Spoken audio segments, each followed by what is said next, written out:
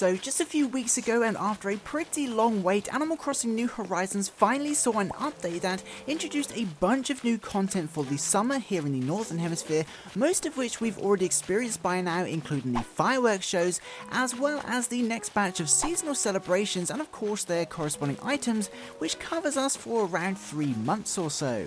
So although we've played through the events in August, we're probably only about halfway through the content released in the most recent content update, leaving mostly seasonal items left to be distributed.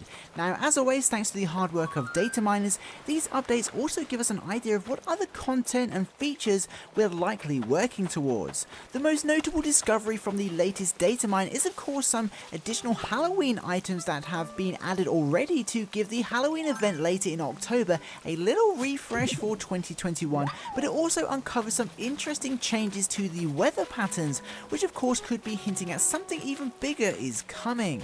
Now, as any New Horizons player will know, the game features pretty dynamic weather with very random patterns and combinations that change every single hour and every single day. However, the New Horizons weather isn't as random as it seems, and every single island has its own unique permutations of over 20 patterns, to the point it's incredibly unlikely you'll ever encounter another player with the exact same combination of weather patterns as you.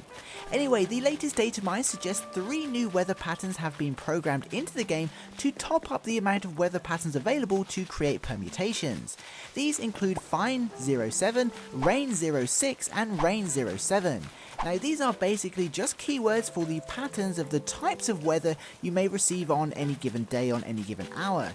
Essentially, it's these patterns that determine what clouds you see, how windy it is, whether or not you experience fog, whether or not it's raining or it's sunny, and even when and how often your island experiences meteor showers. So with this in mind, it's pretty interesting to see even this far into the game's release that Nintendo are tweaking the weather and actually even adding to it.